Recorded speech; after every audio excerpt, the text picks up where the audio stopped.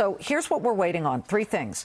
We're waiting on the Brexit vote outcome. We are waiting on the president meeting with the Federal Aviation Administration. And apparently right now the president is supposed to be meeting with GOP senators.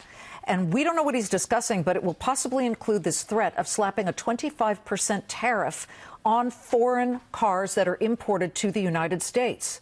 Now there is congressional pushback from both sides of the aisle. Why? Well, let's put the answer in the form of a question for you. And here's the question. From a business perspective, can anyone guess which of these automakers, Ford, GM, or Chrysler, is the largest U.S. car exporter, meaning cars made in the U.S. that go to foreign countries? Answer?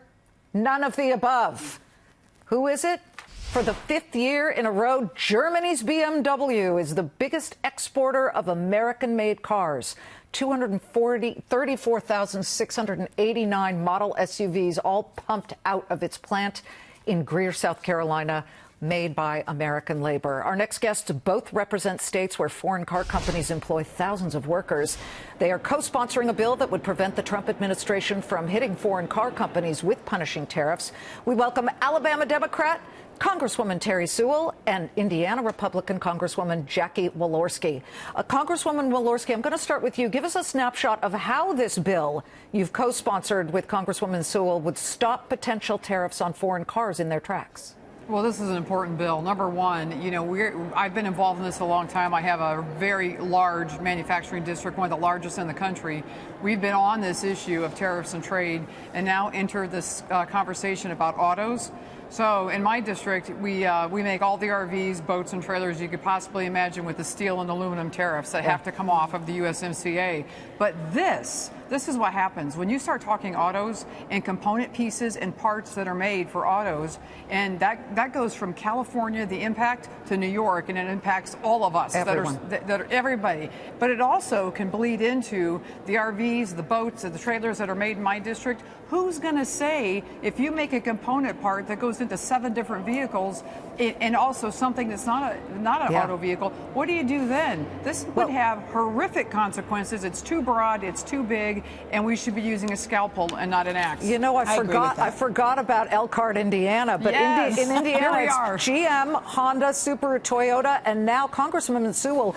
We looked up how many foreign car companies manufacture in your state of Alabama. Mercedes, Toyota, Honda, Hyundai, but also the whole auto ecosystem. Your state has 49 suppliers and parts companies. Absolutely. So it's a whole chain. Yeah. How would tariffs on foreign imports impact your state if they did go through? It would be a huge devastation if we had retaliatory tariffs on autos.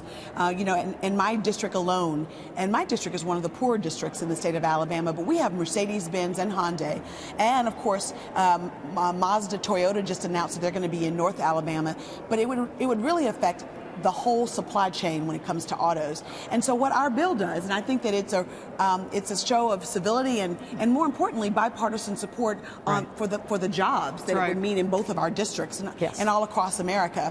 But our bill would require the DOD to review whether or not autos would be a national security threat and not the Commerce Department. And I think that when you start talking about Section 232, it just makes sense to both of us. Why is it that the Commerce is making that decision and not the Department of Defense? And I think that's what I do have to interrupt you both. We have a Brexit vote coming down. Here's what I want. I want you both to come back when the bill is presented. Can you do that? We really appreciate that. Absolutely. Thank you so much. Thank you so much. Anytime. Congresswoman Terry Sewell, Democrat. Jackie Walorski is, of course, a Republican. Bipartisan, bicameral plan here.